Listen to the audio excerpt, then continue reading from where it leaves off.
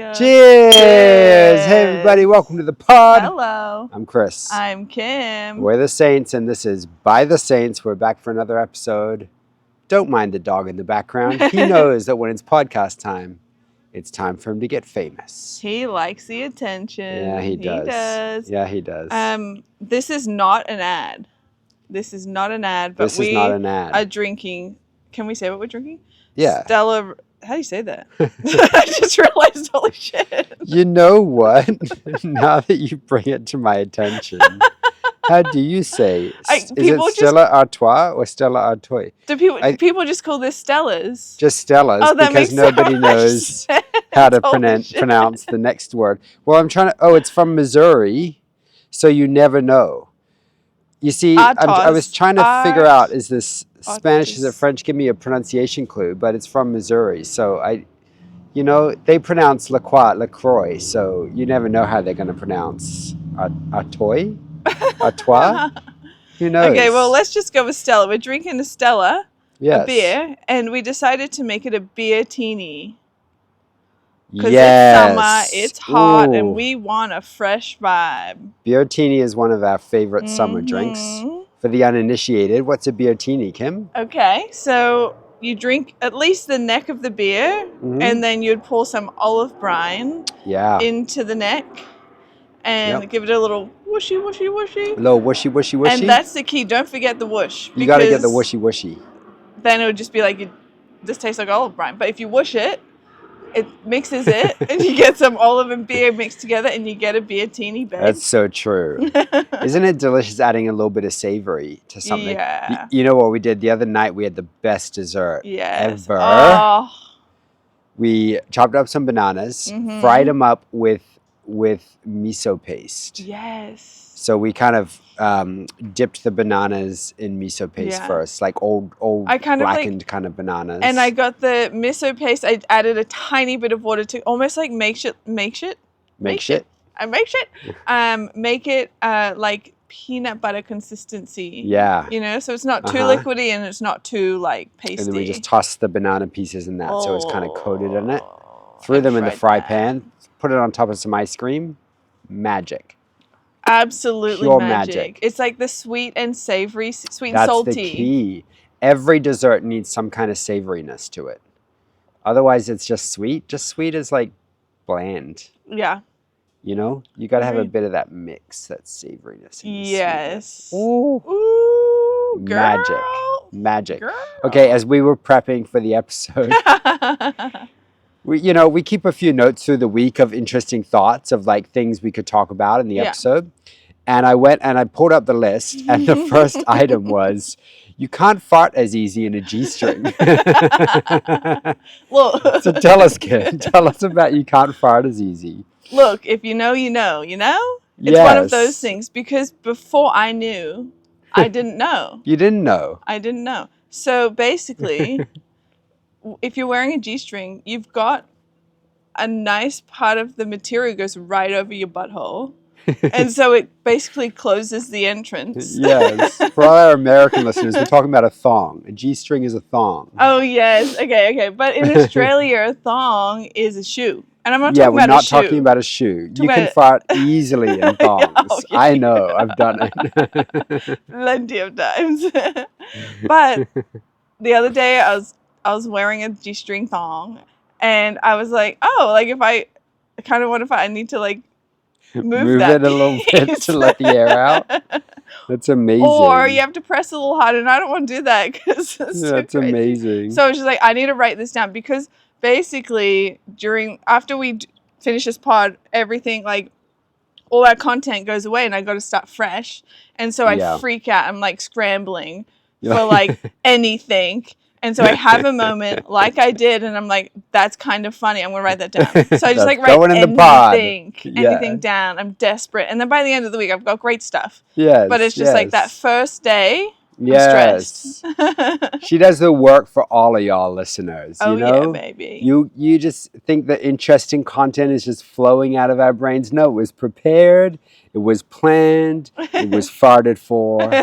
It's ready for you. It was. Yeah. So look, If you know, you know. If you know, you know. You would have no fucking idea what and I if just you said. don't know, try one on. See how it goes. You know? Try it, baby. It's a hard job to wear one, so yes, give it a go. But it's worth it. It's worth it.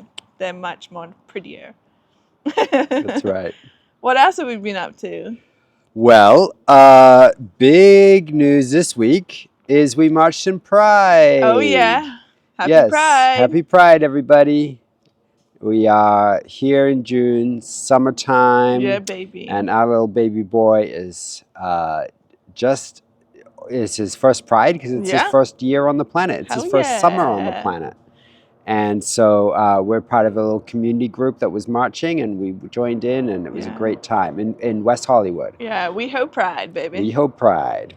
That was so much fun to just like get together with so many other people that are just celebrating love. Yeah. And just that there was so much joy, love, acceptance. Like it felt like everyone was your friend there. It was just incredible. It's just like this amazing totally group. Yeah, I loved so it wonderful. So much.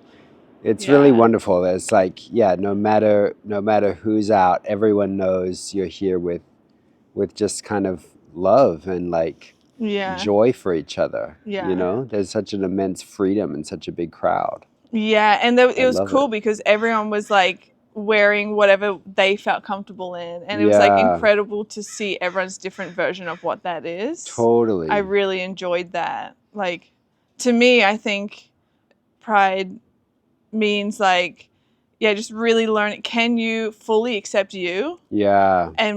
And be that in the world, and then accept everyone else. Like it's like this beautiful overflow of like you accepting yourself first, and then overflowing into that. Yes. And I think that's a beautiful thing.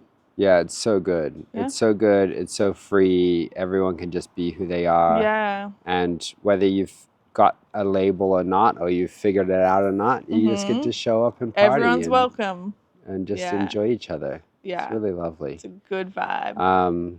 We saw some cool floats. There was a big Mattel part of the parade with Barbie type things. Yeah, and, that was pretty cool.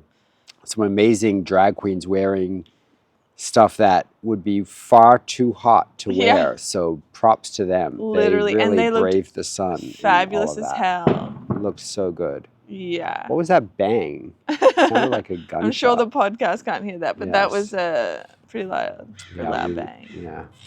The sounds of Los Angeles. Oh yeah, baby. But Pride was great. Really hot day. Hot day. Long walk. We got way more steps in than we get. We have never made this amount of steps in our Los Angeles life ever on the history of our life. 17,000 steps that day. Yeah.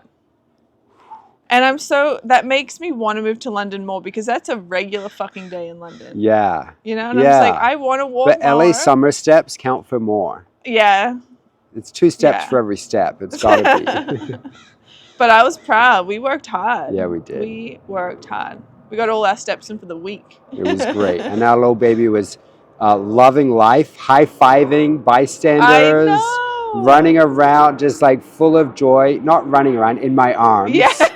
But you were running around. I was running around, showing him everyone, and everyone was dying at his cuteness, Cute. And then literally we're running around, high-fiving people and dancing, and I look down and he's just falling asleep in my arms. Didn't cry, just fell right asleep. One of our other friends was like, "Do you think it's like Chris is enjoying it, or is it too?" And I was like, it's for both of them. They're both fire signs. Yes. They are loving this. Yes. The attention, the center of attention party vibe, that's you guys. That's us. Obsessed. That's us. Okay, if you remember last week, I was talking about getting the mom bob, like chopping my hair and stuff. Oh, yeah. Mm-hmm. And I was trying to get a hold of my hairdresser. We planned a date. It didn't work, and that's fine. And then also, like, getting your fucking haircut is expensive. And I was like, that's really annoying. That's why I don't get it done. I don't do much hair stuff because it's just too expensive. Yeah. But I was inspired by another friend who I was telling her about this haircut. She was like, I cut my own hair. And I was like, oh, okay. And then I was just in my bathroom one day. Oh. And I was like, There we go. I think I can cut it. Oh, confidence. And yeah, and it was like I decided to cut it while it was dry because I have curly hair. So I wanted to see like where it is. And I just grabbed the scissors and just kind of chopped it. And then I walked into Chris's office and I was like, what do you think? I chopped my hair. Yeah. It looks great. Yeah. You did so well. Thanks. And then I chopped it again the next day because I wanted it a like certain height, certain length. Yes. And I got there. So that's great.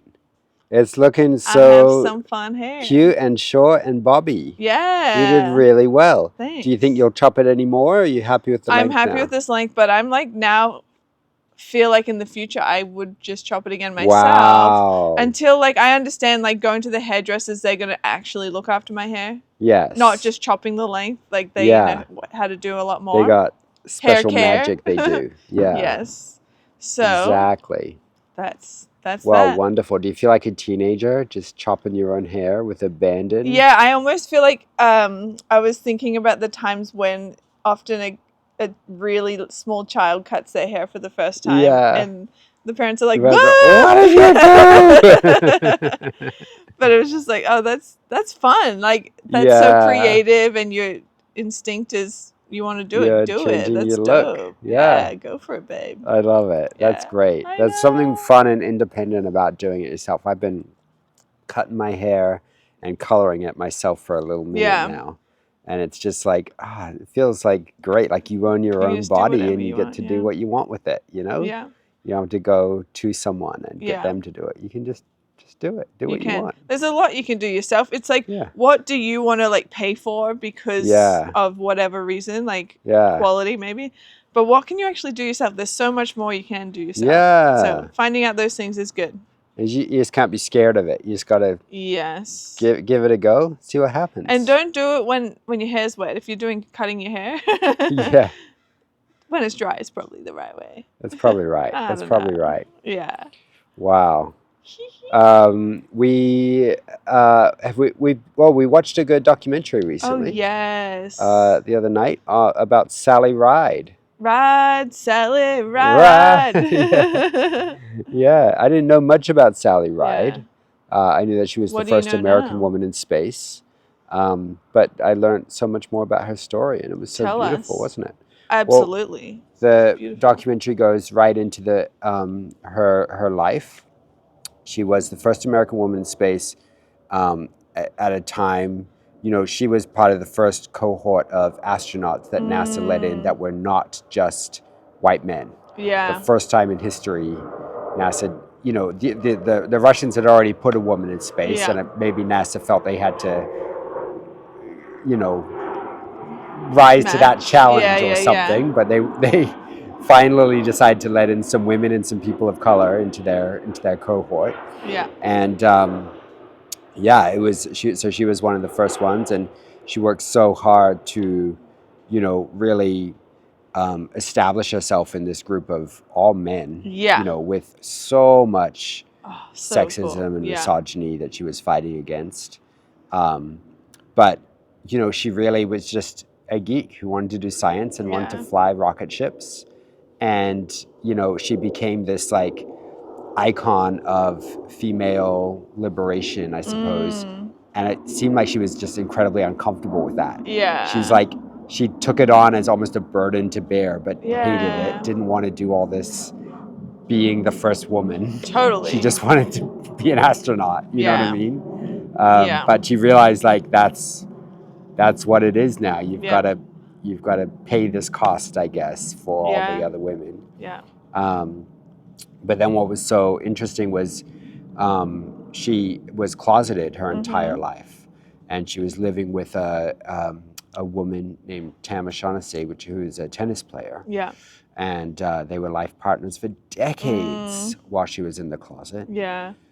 And then she passed away from pancreatic cancer. Yeah. And you know, in the the world didn't find out about the relationship until her death. Yeah. Until the in the eulogy it mentioned her life partner of 27 years, Tam, and the whole world was like, whoa, she was having this secret life from the public for so long. was really just wild and remarkable, you know, that remarkably sad, I feel like, that the world had this hero and never let her be herself. I know, you know? Yeah. And I think so many of our heroes in the you know, the history of our civilization have been people that have had to maintain these secret lives because they wouldn't be accepted, you know? Yeah. Yeah, it's so sad. Wild. But she's so inspiring, like just who she was as a person, like her genuine love for what she did is absolutely beautiful, and like her hard work and just her dedication to it, and like what she did with all of her impact and influence of like knowing she's like this influence person to all these women now, and starting her, what was it, Sally Ride Foundation-y kind of thing. She created a whole foundation for helping girls get into STEM in schools. So and cool. Just teaching girls that science is an okay place for girls, you know. Yes. So important and so powerful, you know. I've been in tech for a long time, and it's sad that there's such a male emphasis, you know, and it's not that people, I think, are unwilling to hire women. It's that there generally isn't the same, like from a very young age, I think girls are conditioned that those technical type things are masculine interests and not they're not for girls. And so I just think there's far less girls in STEM. And so with efforts like the Sally Ride Foundation and so many other people that have been working so hard to make that just more, you know, giving girls that you know, being able to see something, see themselves, you know, representation in a field where it's like, this isn't a boys' field. This is just a field of human interest. And I love that. Girls are, you know, so powerful in that field. And it's wonderful to see. We've even talked about how, you know, the missions to the moon were called Apollo, which is a male god. And the current missions that NASA is running are called Artemis, who is a goddess. And all the people running those missions are female.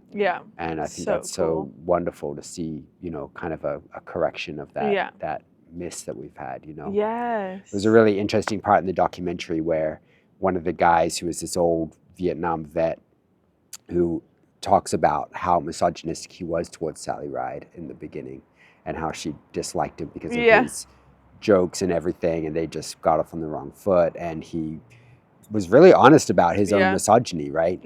And then at the end we read this letter he wrote after to her partner after Sally Ride passed away, apologizing for all of his misogyny and kind of coming around and really adjusting his viewpoints. And I think that's so powerful, you know, that's what we need. Especially today, it feels like the world's going backwards in this way. I know, With the U.S. military right now and all the anti-trans sentiment and everything, feels like this big step back to the 70s and 80s almost, or earlier, you know, of like this rejection of DEI and all these steps of progress we've made. And so I think stories like this are more important than ever, you know. Absolutely, yeah. And it's gone back so far. Like another great hero I think of is Alan Turing, who is the father of modern computing, basically. All of our technology and computers and everything we have trace their lineage back to his work. And he worked to end the World War I. Oh, wow. With his machines. And basically established the entire field of computing and even laid the groundwork for AI. Even the AI systems we have today are based on his work. And when they discovered he was gay, they put him in prison, and they even chemically castrated him. They sterilized him forcibly, the government, because he was considered a criminal for being gay. That's and wild. Even someone who's done so much for the country would just be destroyed, thrown under the bus, and he ended up dying.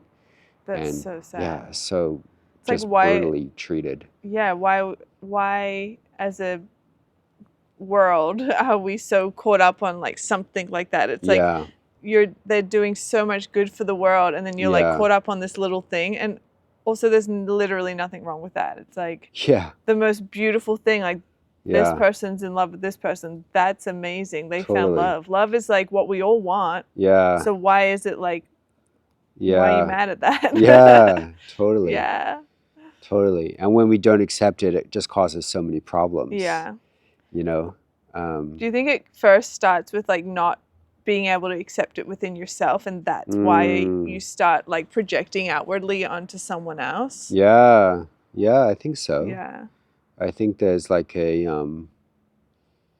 even if it's not in terms of your own sexuality, it might be this feeling that you have to live within a certain box. Yeah. And so since you feel constrained by that box, anyone who sits outside of the box that you've put yourself in, you feel like they are you know, they need to be brought into line. Yeah. You need to crush them or bring them into line to fit them in the box that you've put yourself in. You know, and it's because you're not giving yourself the freedom in whatever area you need the freedom, you know. Yeah.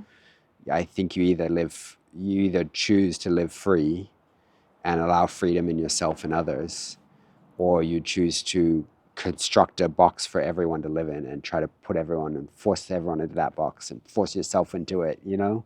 And there's not enough room for everyone to fit in a box. Boxes aren't that spacious, so you know. Yeah. Fresh air is better. Too big for that. Live free. Free. Human consciousness is too expansive for any of these silly boxes we come up with. Yeah. It's too multifaceted, you know. Yeah. Anyway, good documentary if you're watching. Sally Ride. Yeah. Absolutely. I love that. I think it was just called Sally, now that I think about it. Yeah. Sally. Yeah, but that's what we've been watching. Oh, you know what we've been doing? We did something epic this week. Oh, yeah? What did we do? We joined a run club. Yeah, we did. We have been, like, communityless for a year. And we're like, it's been nice having that break, honestly. But we know we're like, we need to find community at some point. Yeah. And so we've had lots of ideas, but it's been challenging with a baby. You know, like where can we bring a baby? Effort to really get out and do something. Yep. You know. Yeah. So we found this run club called No Promises, right? Yeah. And there was photos of like kids there too. So we were like, great, because we want to kind of meet people, but we want to meet families as well. Yeah. And it was amazing. There was like 100 people there, which is a great size of, you know, to meet a bunch of people every week. And we just went for a run. We did a 3-mile run, right? Yeah, totally. I forgot my headphones, so Chris was kind and shared. We had one earpod each. Yeah. AirPod. And so we had AirPod. We had to like share. We had to like run near each other. Yeah, like, exactly. Don't run too far. Losing the Bluetooth reception. Yeah. Did we ever get far enough away that you stopped hearing the music? No, but I feel like there was a moment where I almost did at the end, and I was like, wait, Chris isn't running, and then I stopped running because you know, we're vibing together. Yeah, we kind of I feel like we did kind of a 3-mile, but we maybe walked half-ish. Well, it was like we basically ran 1.5, and then on the way back, the goal was to like run, walk. Yeah, and so we navigated that. Yeah, so we ran half of it. Yeah, and that was our first time. Been running in a minute, and so it's nice to like just get into the groove of things. But we'll hit that 3 miles soon, I'm sure. And also just like being okay to just run once a week, and I think that's the ideal. Yeah, that's where we're at right now. It feels right. And running with so many people felt so incredible. Oh, it was great. Yeah. It was great. And it was so nice to just, move and feel that. Yeah. Air pumping through your lungs. And your body just feels great after a run, doesn't it? It was also funny, too, because all day I was like, I don't want to go to this run. I don't want to go to this run. And, like, at home, Kim was like, absolutely not going to this run. I don't want to go to this thing. Because it was at 7 p.m., right? Yeah. And Chris is like, okay, we're going to go. And so I just, like, push myself to get ready. I'm not interested. Yeah. Get there, and I'm like, well, this is the perfect time to run. This is the perfect time. It's sunset. It's beautiful. I'm like, I switched from inside Kim to outside Kim. Yeah, it was so funny. Totally. You were like, what? I thought you weren't even going to make it. Yeah. It's like you were complaining about the time that we were running all day, and now you're like, it's the perfect time to run. So funny. But it's true. Like your brain is just, depends on where you're at. I get it 100%. Yeah. And we always talk about how sometimes we push each other at different times. Yeah. If you're feeling lazy, I might push you and we get there. Yeah. If I'm feeling lazy, you push me and we get there, Yeah. But that's what we need. If both of us are lazy, we're screwed. I was honestly, like, Chris forgets a lot. So I was riding on the idea of, like, Chris would just forget. Yeah. Because, like, that's easy and common. Yes. But it just didn't happen. You've been on it lately. And I'm like, damn it. But also thankful. Yes. Thank you. You're welcome. Okay, so Sir Benjamin Slade. I found this interesting thing and I sent it to Chris immediately because I thought we were the perfect candidates. Yes. I think we are. There's like this guy, Sir Benjamin Slade, the 7th, how do you say that, baronet? Baronet. Baronet of Mansell? Great. I don't know. But there's this guy who's like basically 80 years old looking for someone to bear a child or to take his inheritance. Is that right? Yeah. Like, to bear the name and like live on when he dies. Yeah. And it's crazy because literally like we're looking for inheritance right now. Yes, we're looking for someone to give us inheritance. That's right. And so I was like, hey, together we could be a wife to him. Absolutely. We serve all his needs. Exactly. Absolutely. And then our babes, we already have a boy who can take the name. A boy child who could take on the name of this baron. Yeah. We're fine changing our names. Hey, whatever you we'll want, all become we'll Slades. Do it. Absolutely. Sure, why not? Absolutely. We're thinking of applying. He's looking for like he's like this old British guy, right? Who's looking for a young hot chick. But I think if we could get him alone in a room, we could tempt him away from his ideas of a young chick. And absolutely. Together, I think we'd blow his mind. Oh, absolutely. Show him the world. Show him what's possible. Before he goes. Also, what's interesting and what makes this appealing is he's 80 years old. And statistically, men only live to 80, right? So exactly. He's only got like either this year or a couple years left. Totally. So we can do that. Honestly, I think we could give him one good blowjob and push him over the edge. And I really like it because it's not like there's like we're introducing some like young hot person to our relationship. It's like this old guy that's going to die. Yes. And leave us his estate. Yeah. So it's like we win. And it's still us forever, and that's what we want. So it's like amazing. Yes. It's not like you're gonna run off with this 80-year-old. I might. It's so great. Yeah. But apparently he has had a couple of weddings lined up, and he's just like fucking canceled that shit. Which I'm like, why are you canceling that shit at 80? Are you kidding me? Yeah, exactly. It takes time to make a baby. Also, you're not even gonna be around for this baby's life. What are you doing? You want a male heir. Yeah. You don't have time to make one. Mm-hmm. We've got one ready made. Yep. We'll just slot right into your family. We'll have an heir for you. We'll take your castle. We'll take good care of it. Oh, absolutely. I promise you. We will take the best care of your castle and make sure it lasts for generations. Absolutely. We're in. So Baron Slade, if you're listening, Sir Slade. Sir Benjamin Slade. Have your people reach out to our people.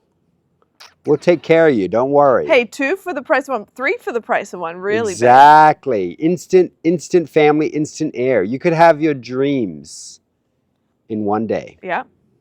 Done. Just sign a piece of paper.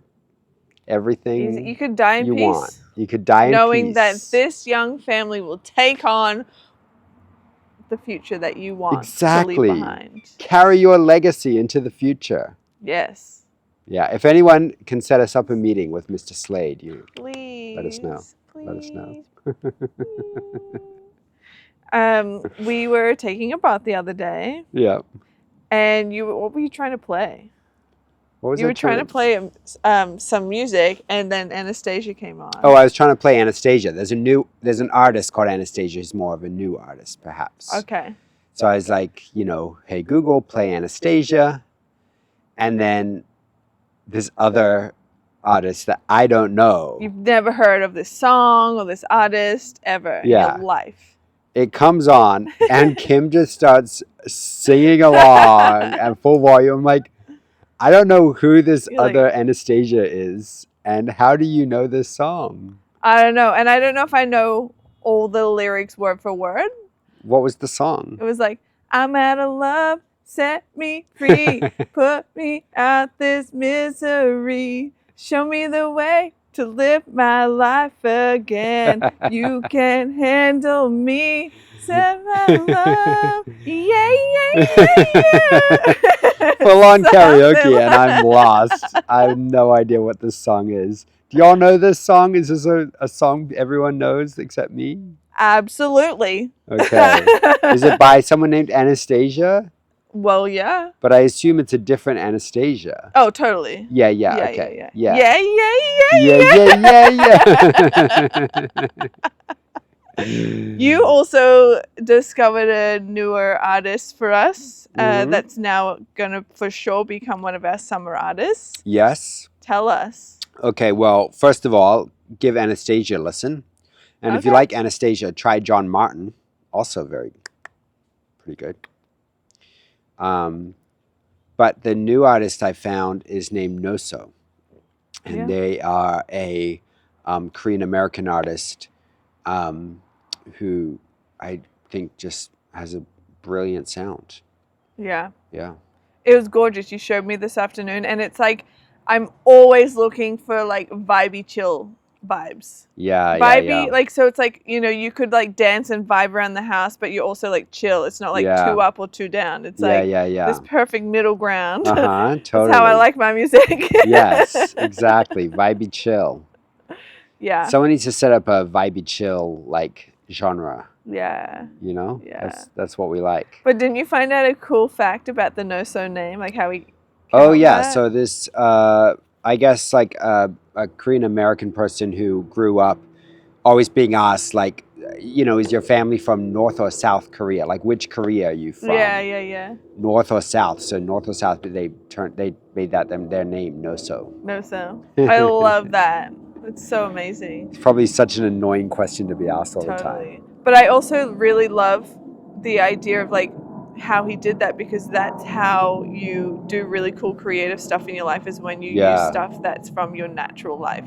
Yeah. Like people are asking him that all the time, so then he got to know. So if that question didn't happen, he wouldn't have got to that name. Right. But it's so perfect for him. Yeah. Yeah, it's amazing. Yeah. I love that. Yeah, no, it's perfect for them. It's great to like find the things that annoy you and like tap into whatever the source of that is. It's a fun artistic journey, isn't it? I like that. So give Noso a listen. Yep. They sound amazing. Yep. We like them. We like them. Hello. That's it, babe. That's it, huh? That's it. The sun is setting. We're having our beertinis. It's a lovely summer evening. Yeah. We're enjoying life. I hope you are too. Try a beertini next time you have a beer. Yes. Leave us a comment. Drop a like. Subscribe. Hit follow. Do the things you know how to do. Do whatever you want. You know what to do. Great chatting with y'all. We're having a good day. We'll see you later in the next episode. Okay. Bye. Bye.